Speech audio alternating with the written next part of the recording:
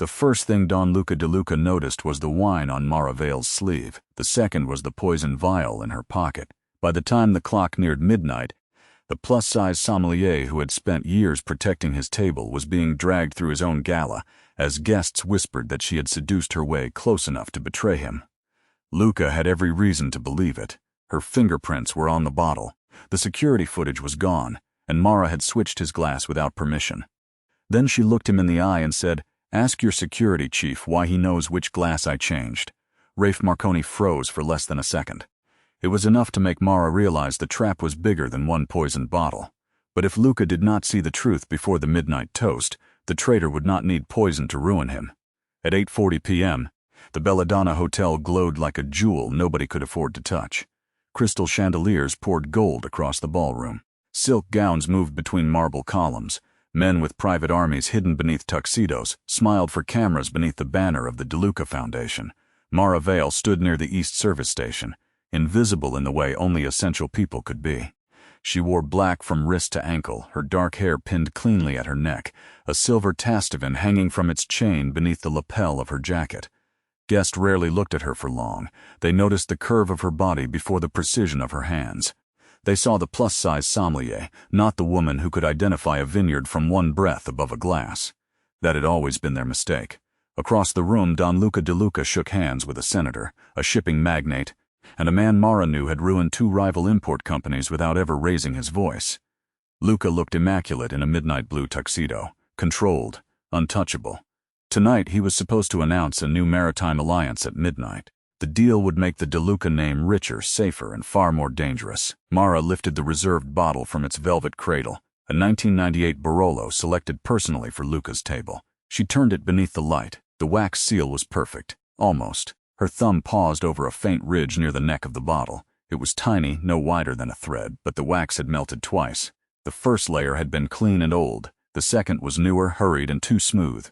Mara's pulse tightened. She did not call security. She did not look toward Luca. Instead, she cut the capsule with her small blade and eased out the cork. The scent rose slowly: dried cherry, leather, tobacco, rose petals, then something else, bitter almond. Her hand stopped. Most people would never notice it beneath the wine's age and oak, but Mara had trained her palate in cellars colder than this ballroom and learned to trust the smallest wrong note.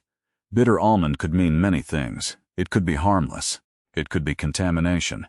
Or it could be the beginning of a funeral. She poured a drop into the silver bowl of her Tastavan, tilted it beneath the chandelier light, and watched a thin, colorless sheen rise against the wine.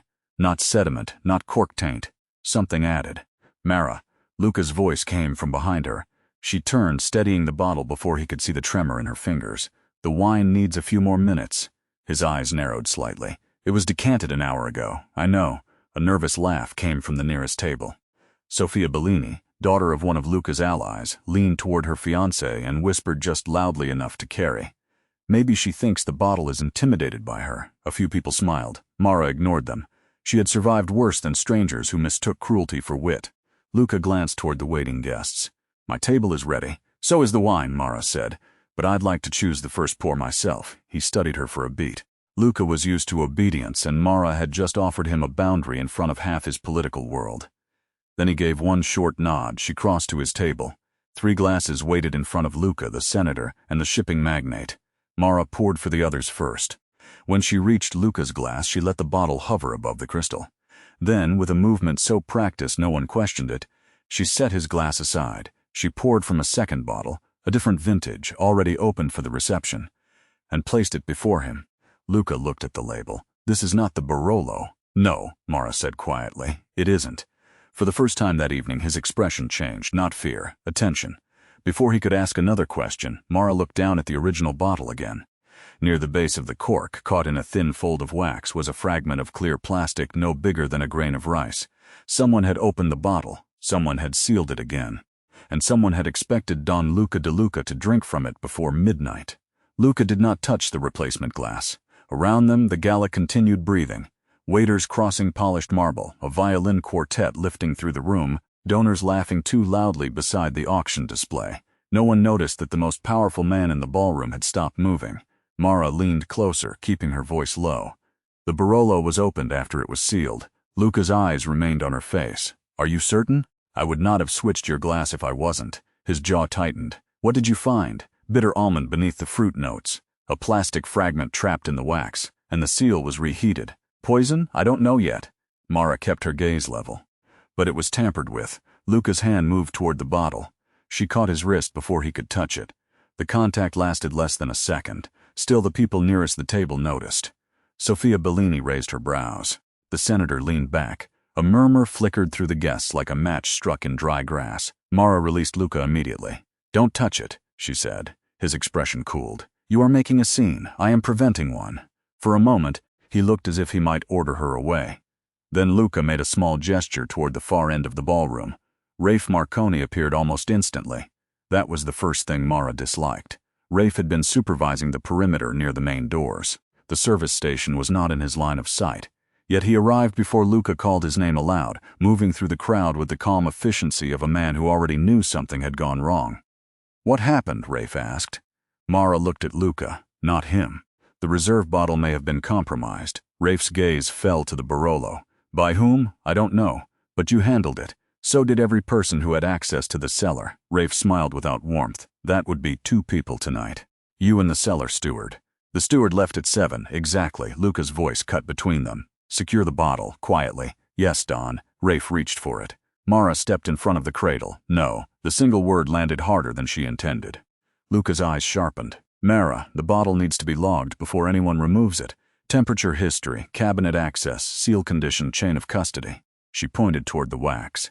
If he carries it away without documentation, we lose the only proof that it was altered. Rafe's mouth flattened. You seem very confident it was altered, he said. I am confident enough to protect the evidence. Luca looked from Mara to Rafe, weighing them. Then he said, do it her way. Rafe's gaze shifted to Luca. The irritation was brief, but Mara saw it. She removed a small inspection card from her jacket and began recording the bottle's condition. Lot number, cellar rack, bottle temperature, cork placement, the plastic fragment. When she requested the digital access log from the wine cabinet, Rafe pulled out his phone. There is no need, he said. I'll have it sent to my office. I need it now. His smile returned. You don't give orders to security. No, Mara said. But I know when evidence disappears. Luca's gaze settled on her, unreadable. At last, Rafe tapped his screen and summoned an aide. 10 minutes later, a printed access log arrived in a sealed envelope. Mara opened it. Her stomach turned cold. At 7:12 p.m., the temperature-controlled cabinet had been opened using Mara Vale's personal service code. She had not been anywhere near the cellar at 7:12, and beneath the timestamp was something worse. A digital signature confirming the bottle had been cleared for service. Her signature. Mara looked up slowly. Rafe was already watching her. Then every staff phone in the ballroom went dark at once. Temporary security lockdown, he announced. And Mara understood that whoever had tampered with the wine had not merely planned to poison Luca. They had planned to make her carry the blame.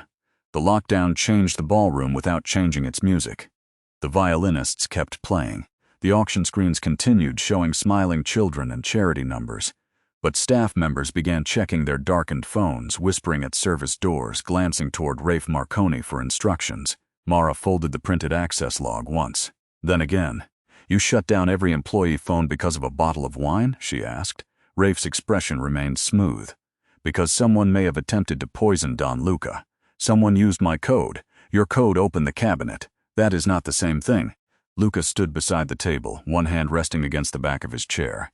He had not tasted a drop of wine, but the danger had already reached him. Mara could see it in the stillness of his shoulders. Can the system be spoofed? He asked. Yes, Mara said, but not from the ballroom. The access terminal is in the cellar. Rafe gave a soft, humorless laugh. Then perhaps Mara should explain why her credentials were used there.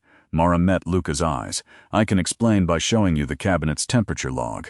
It records every time the door is opened, every change in storage conditions, every manual override. And where is it? Luca asked. In the cellar terminal. Rafe stepped forward. I'll send 2 men. No. Mara's answer came too quickly. Both men looked at her. She forced herself to breathe. If someone planted my signature, they may already be erasing the log. I know where the backup cache is stored. I need to retrieve it before the terminal sinks. Rafe's face did not change, but his right hand closed around the radio at his belt. That sounds convenient, he said. Luca studied Mara. How long? 5 minutes. You have 3, Rafe said. Mara ignored him. Luca? It was the first time that night she had used his name without the title everyone else gave him. The silence between them sharpened. Then Luca nodded once. "Go, Rafe. Send one man with her." "Two," Rafe said. "One," Luca repeated. Mara left before anyone could change his mind. The service elevator carried her down to the basement with Tomas, a young guard she barely knew. He stood behind her, hand near his jacket, eyes fixed on the floor indicator. Mara watched the numbers descend and listened to the hum of the cables. At the cellar entrance, she noticed a tiny strip of black tape covering the security camera lens. Her pulse jumped. "Tomas," she said quietly. "Who checked this corridor?" "Rafe's team, of course." The heavy door opened onto rows of temperature-controlled cabinets, each glowing blue in the dim light. Mara moved quickly to the terminal beside Cabinet 7. The screen demanded her code. She entered it. Access denied. She tried again slower. Access denied. Behind her, Tomas shifted his weight. "Maybe we should wait for Mr. Marconi." "No."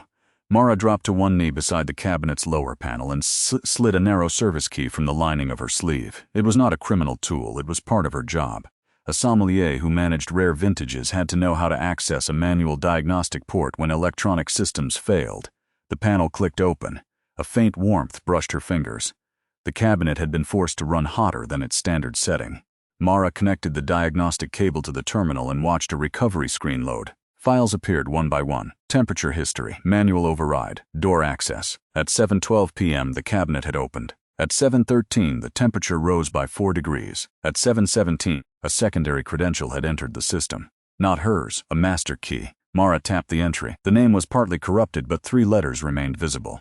"Ara, Thomas," she whispered. "Look at this." He stepped closer. The cellar door opened behind them. Rafe entered with 2 guards. "You exceeded your 3 minutes," he said. Mara rose, holding the cable. "The master access log is corrupted. Someone used a security credential at 7:17. Rafe walked to the terminal. "Move away from it." "No, this is evidence." "So is this." One of his guards reached into Mara's handbag, which had been left on a nearby shelf when she opened the panel.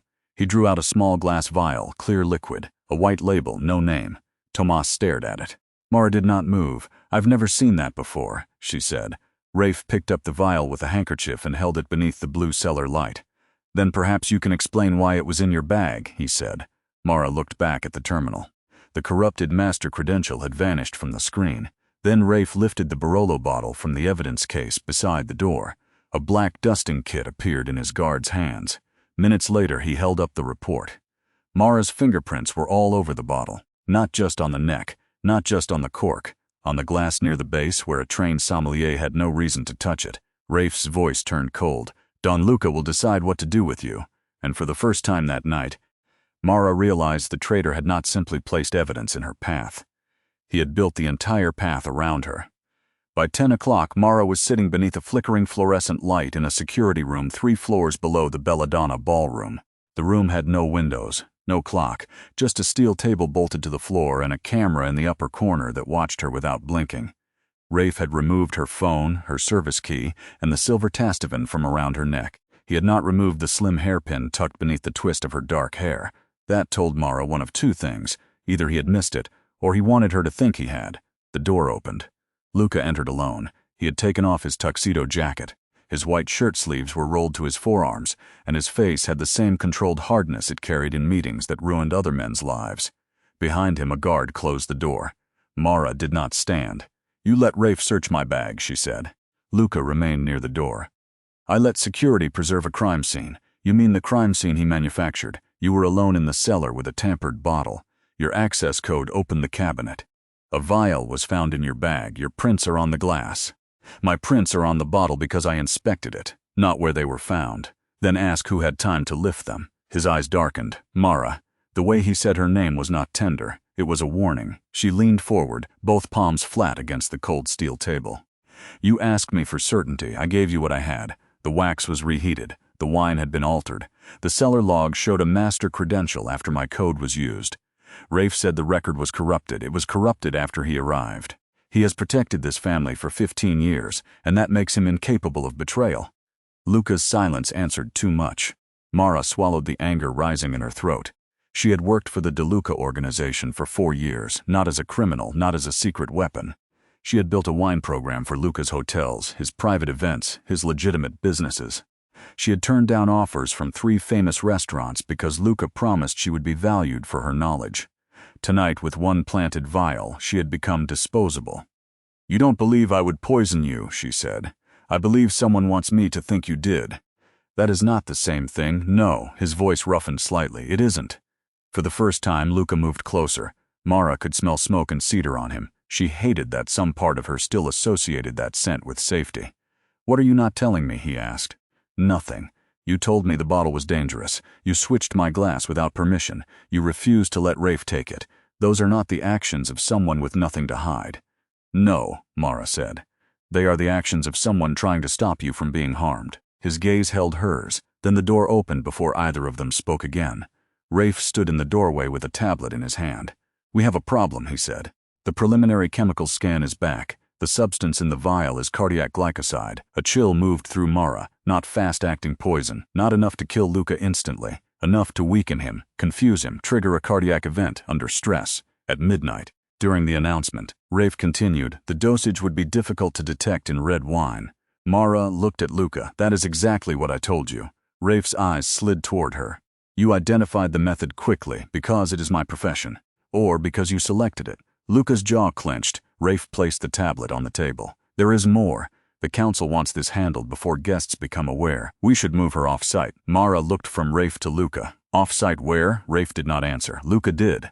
A private holding facility. For questioning, Mara asked. For your protection. She laughed once without humor. You just watched your security chief accuse me of poisoning you, and you want me to trust him with my protection? Rafe's smile was almost invisible. Mara turned back to Luca. Ask him one question. Luca's eyes narrowed. What question? Ask him why he knew I switched your glass. Rafe's face changed, only slightly, but Luca saw it. When? He asked. Mara did not look away from Rafe. I never announced it. I did it while I poured. No one at the table understood what I had done until after you looked at the label. Rafe answered too fast. The staff saw you replace his glass. Which staff? Mara asked. He paused. The room went still. Mara pushed back from the table. You knew which glass I switched before you arrived at the table. You knew because you were watching the bottle. You were waiting for me to find it. Rafe's voice hardened. She is trying to redirect suspicion. Maybe, Luca said quietly. The words were not an acquittal, but they were the first crack in the wall. Rafe's gaze sharpened on Mara. The car is ready. Luca looked at her for a long moment, then he gave the order that broke something between them. Move her. The guards stepped forward. Mara lifted her hands as they fastened a restraint around one wrist. She said nothing to Luca. That hurt him more than if she had screamed. As they led her into the corridor, Mara felt the hidden hairpin press against her scalp. Rafe's men thought they had taken everything that mattered. They had missed one small piece of metal, and if she could reach the employee locker cabinet before they drove her away, she might still save the one record Rafe had not managed to erase. The corridor outside the security room smelled of bleach, stone, and expensive perfume drifting down from the ballroom above. Mara walked between two guards with one wrist restrained, her heels striking the floor in measured steps. Rafe followed behind them. He had stopped pretending to be polite. Don't make this harder than it needs to be, he said. Mara kept looking ahead. You framed the wrong woman. No, Rafe replied. I framed the only woman everyone would believe. That landed exactly as he intended, not because she was weak. Mara had never been weak, because people like Rafe understood the lazy cruelty of a room. They knew how quickly powerful men trusted a clean story over an inconvenient person. A sommelier who changed the Don's glass. A plus-size woman who worked close to wealth but did not belong to it. A woman with her fingerprints on the evidence. Mara slowed near the employee lockers. I need my coat, she said. One guard reached for her arm. You don't need anything. My inhaler is in the pocket. Rafe watched her for a moment, then he gestured toward the lockers. 30 seconds. Mara walked to the narrow metal cabinet marked Veil. Her hands were not shaking when she reached into her hair and slipped free the thin silver pin. The lock was cheap. Hotel staff lockers always were. She crouched, shielding the movement with her body, and slid the pin into the keyway. Click. Inside lay her coat, a small notebook, a spare charger, and a sealed envelope she had placed there 2 days earlier. Not because she expected a betrayal, because Mara had learned long ago that records mattered. She had copied the cellar calibration instructions after finding unexplained temperature fluctuations during the previous month. The original report had been sent to hotel operations. The duplicate was in her notebook along with the emergency number of Elena Ruiz, the independent preservation specialist who trained her years ago. Mara slid the notebook into her sleeve. Then she lifted the employee phone from its charging dock and typed one message with her free hand. Elena, cabin 7, 712 and 77, master log, trust Noak. She pressed send. The phone immediately went black. A guard seized it from her hand. "What did you do?" Rafe asked. "Checked whether the battery worked." His gaze settled on her sleeve. Mara kept her face blank. Then Rafe smiled. "You think Luca will save you? I think you are afraid he might." For the first time, his composure fractured, only for a breath. Then he nodded to the guards. "Take her to the car." Outside, the underground garage was cold enough to make Mara's skin tighten. Black sedans waited under harsh white lights. One was parked near the exit ramp with its rear door open. Not a police vehicle. No markings. No official custody record. No witnesses. Mara stopped. "This isn't a holding facility transfer," she said. Rafe's voice came from behind her. "It is now." The guards pushed her toward the car. Above them, in the ballroom's private operations office, Lucas stared at the evidence table Rafe had left behind. The vial, the bottle, the printed access log. He should have been preparing for the midnight announcement. Instead, Mara's last words kept circling his mind. "Ask him why he knew which glass I changed." Luca picked up the printed log again. Mara's service code showed the cabinet opened at 7:12 p.m. But he remembered seeing Mara in the ballroom at 7:11. She had been speaking with the auction coordinator near the east stage. The coordinator had spilled champagne on a guest list, and Mara had handed her a napkin. Luca had noticed because Mara had looked irritated, then kind. She could not have been in two places at once. His assistant stepped into the office. "Dawn, there's a woman named Elena Ruiz on the secure line. She says she knows Mara." Luca took the call. Elena did not waste time. "If Mara told you cabinet 7, listen carefully," she said. "Those temperature systems retain a mirrored diagnostic log. It is stored off-terminal for 14 days. It cannot be deleted from the cellar screen because it syncs to the building maintenance server. Can you access it?" "I already did." Luca's grip tightened around the phone. At 7:17, Elena continued, "Someone entered cabinet 7 using an administrator credential. The identifier was partially damaged, but the system registered the security director's hardware token." "Rafe." Luca said nothing. "There's more," Elena said. "The vial they found.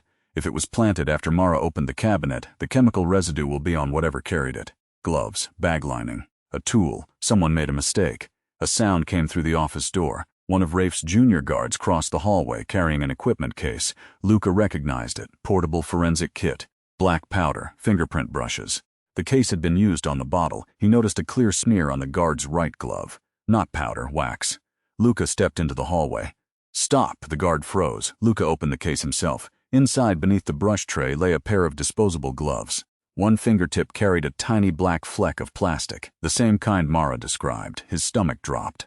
At that exact moment, Rafe's voice came through the radio clipped to the guard's belt. "Vehicle is moving. Tell the gate to clear the west exit." Luca took the radio.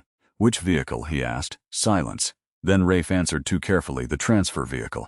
Luca looked toward the garage cameras. The west exit feed was gone. 7 minutes missing. Again, he moved before anyone could stop him. In the garage below, the sedan engine turned over. Mara was pushed into the back seat. The door slammed shut.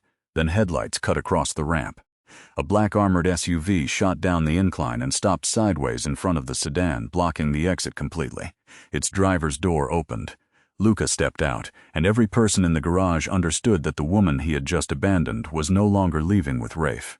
The garage fell silent except for the engine of Rafe's sedan. Luca stood in front of it, one hand raised. "Turn it off," he said. The driver looked toward Rafe. That was all Luca needed to see. "Turn it off," he repeated. This time, the driver killed the engine. Rafe stepped forward from the shadows beneath the concrete ramp. "Dawn, this is a mistake. She is dangerous." Mara sat behind the sedan's tinted glass, her restrained wrist resting in her lap. She watched Luca look at Rafe as if he had never seen him clearly before. "Open the door," Luca said. Rafe did not move. Luca's voice lowered. Now, one of Luca's own guards stepped past Rafe and opened the rear door. Mara got out slowly. Luca removed the restraint himself. The metal cuff fell from her wrist and struck the concrete between them. "I was wrong," he said. Mara rubbed the red mark it had left. "You were more than wrong." His expression tightened. "I know. No, you know the evidence was planted. You do not know what it felt like to stand in that room while people decided I was guilty because it was easier than listening to me."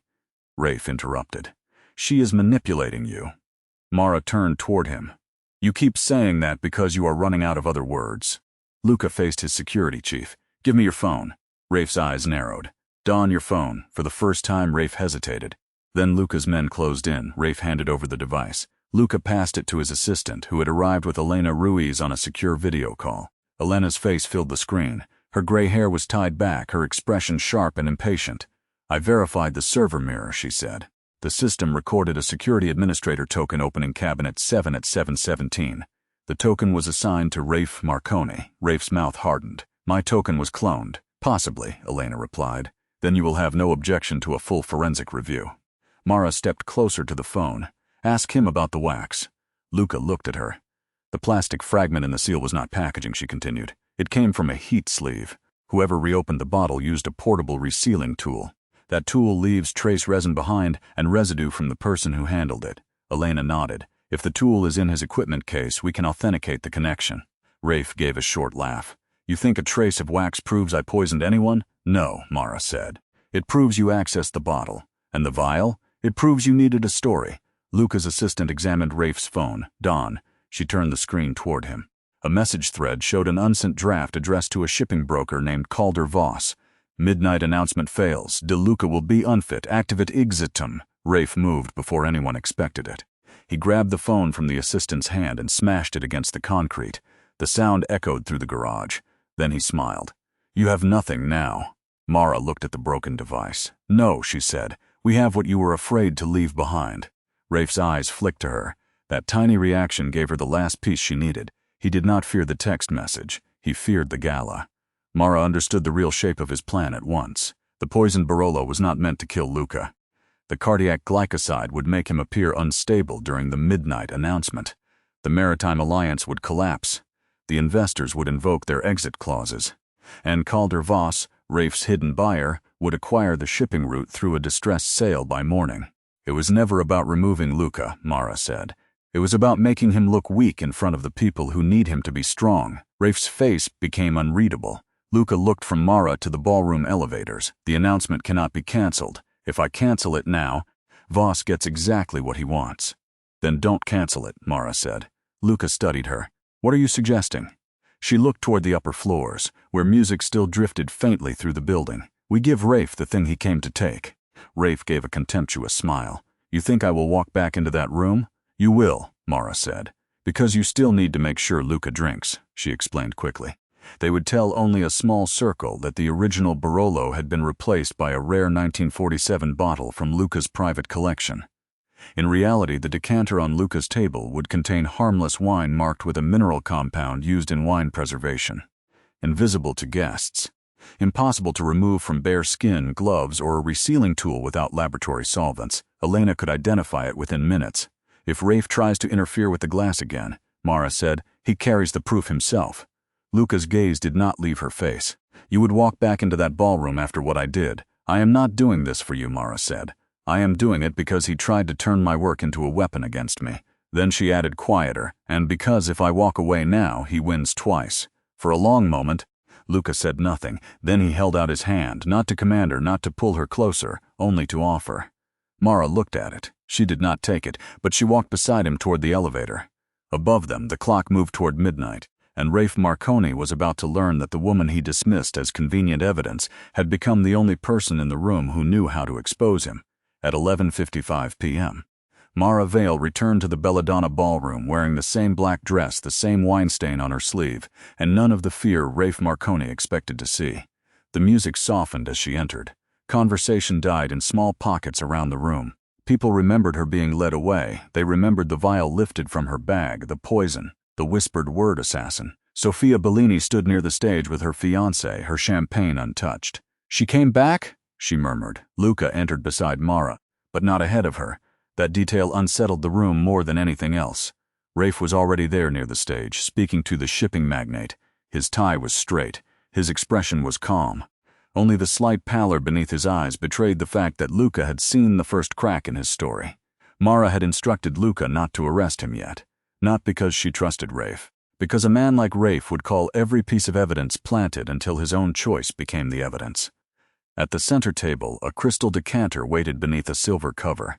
The original poisoned Barolo had been sealed in an evidence case. The decanter held a harmless reserve wine prepared by Mara and marked with Elena's invisible mineral tracer. Luca took the microphone. "My guests," he said, "thank you for your patience. Before we announce the De Luca Maritime Alliance, I want to honor a bottle from my private collection." That was the signal. Rafe's gaze snapped toward the decanter. Mara watched him realize the exact lie she had fed through Luca's assistant. The decanter supposedly contained a 1947 Barbaresco, worth more than most cars parked outside the hotel, a collector's bottle, an irreplaceable bottle. The only bottle that could still be used to make Luca appear sick during the toast. Luca continued, "It has been reserved for this moment." Rafe moved through the crowd. Not toward Luca, toward the service corridor. Mara pretended not to notice. She turned to the guests nearest the table and began explaining the wine's supposed history. Her voice stayed warm and professional, even as her pulse beat hard beneath her collarbone. "This vintage survived a cellar flood in Piedmont," she said. "Its structure is delicate. It must be handled with patience."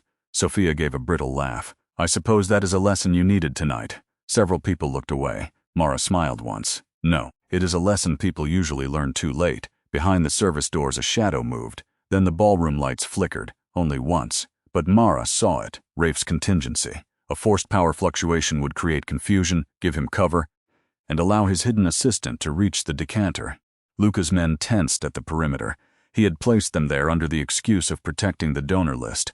No one could leave without being seen. The lights steadied. A young waiter emerged from the corridor carrying a fresh ice bucket. His hands shook. Mara recognized him from the cellar, the man who had stood behind Rafe when the vial appeared in her bag. He approached the table too quickly. "Stop," Mara said. The waiter froze, every face turned toward her. Rafe stepped forward at once, outrage rising perfectly into his voice. "There she is again, creating danger so she can look like the hero." Mara looked directly at the waiter. "What is in your left sleeve?"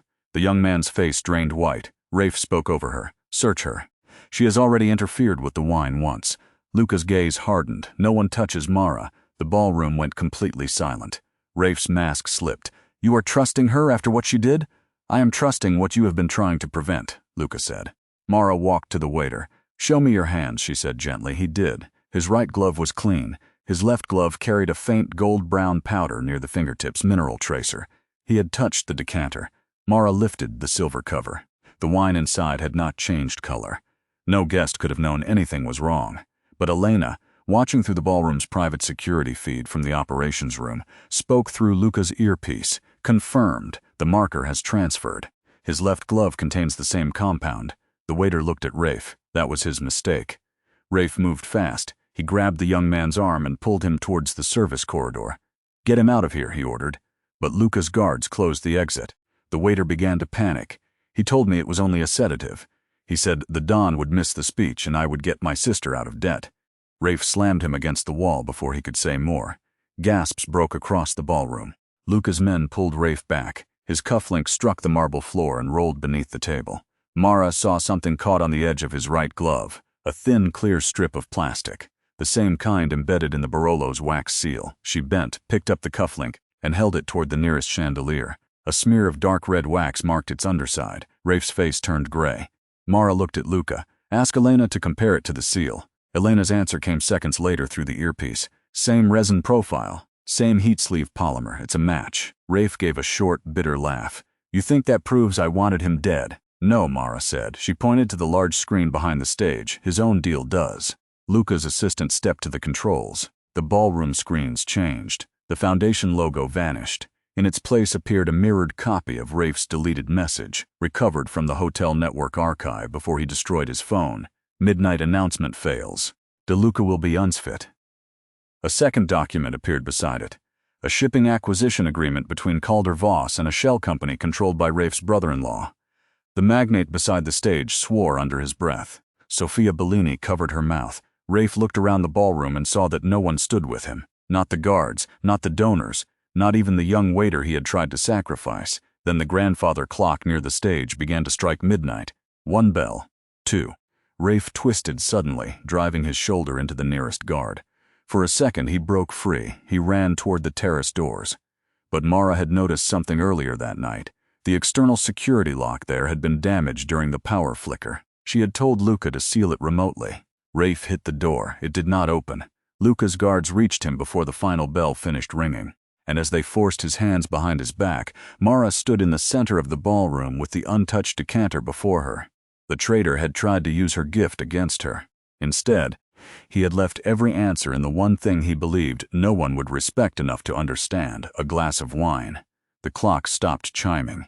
For a few long seconds, no one in the ballroom seemed to know what to do with the silence that followed. Rafe Marconi stood restrained between two guards, his immaculate tuxedo pulled crooked at the shoulders. The man who had controlled every exit, every camera, every frightened employee in the hotel now stared at the marble floor as if it might open beneath him. Luca did not touch him. "Call the Financial Crimes Unit," he told his legal counsel.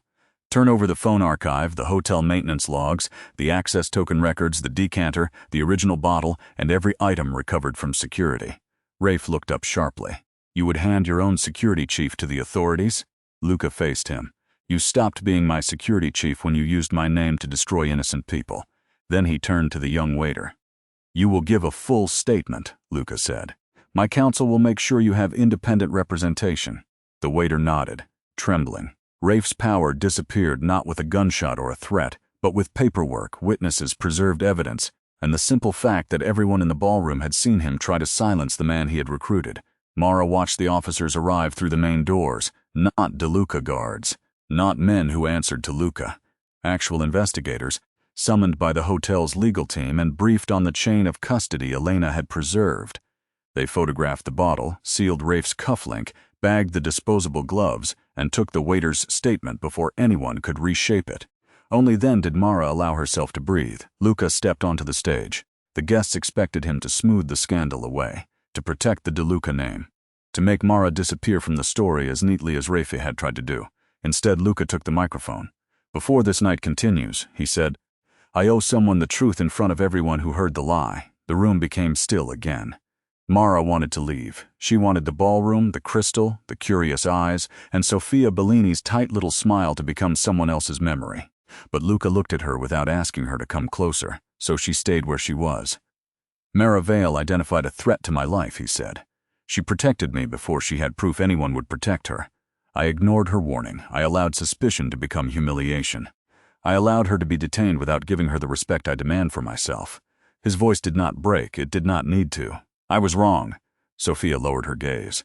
The senator looked embarrassed. Luca continued, "Mara's name will not be restored by private apologies. Effective tonight, every DeLuca hotel and event operation will adopt an independent evidence preservation protocol for employee accusations and security incidents. No staff member will be detained, searched, or publicly accused without an external review." Mara blinked. He had listened. Not only to her anger, but to what had caused it. Luca looked toward the legal counsel. "And the employee non-disclosure clauses that prevent staff from reporting internal misconduct are suspended pending review." A ripple moved through the employees stationed at the ballroom edges. For the first time that night, Mara saw several of them stand straighter. "The wine program," Luca said, turning back to her, "will no longer answer to hotel security. If Mara accepts it, she will lead an independent provenance and safety division with full authority over its procedures, budget, and outside auditing." He paused. No obligation, no debt, no conditions. Mara held his gaze. That mattered. He had not offered her a title to make himself feel forgiven. He had offered power with boundaries, a choice. The Maritime Alliance was signed 20 minutes later. Not in a rush, not behind closed doors. The partners reviewed the evidence of Rafe's attempted sabotage, amended their emergency exit provisions, and accepted Mara's proposed chain of custody safeguards for all future Gala contracts. Calder Voss's shell company was flagged before dawn. The route Rafe wanted to sell never left DeLuca control, but Mara did not stay for the congratulations. She slipped out onto the Belladonna rooftop just as the first pale gray light began to soften the city skyline. The air was cold. Her wrist still ached where the restraint had been. A few minutes later, the terrace door opened behind her. Luca stepped outside. He carried 2 glasses. Mara almost laughed. "You are brave. I am trying to be less foolish." He held one glass out, then stopped before she reached for it. "It is sparkling water," he said. I opened both bottles in front of Elena. That drew a real smile from her. Small but real. Luca set the glasses on the railing instead of placing one in her hand.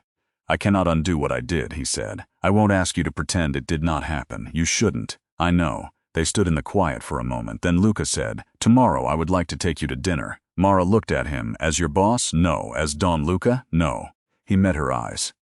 "As a man who wants the chance to know you properly, and who will understand if your answer is no." Below them, the city was waking. Cars moved through the streets. Somewhere in the hotel, investigators were still sealing evidence that would decide Rafe's future. Mara picked up one glass. She did not drink yet. Tomorrow, she said. You can meet me at a restaurant I choose. Luca nodded. And Luca, yes? You do not order the wine. For the first time all night, he laughed. No, he said, I don't. Mara raised her glass toward the dawn. This time she had chosen the bottle. She had chosen the terms. And when Luca lifted his own glass beside hers, it was not a toast to possession, power, or rescue. It was a toast to the freedom to walk away and the freedom to stay.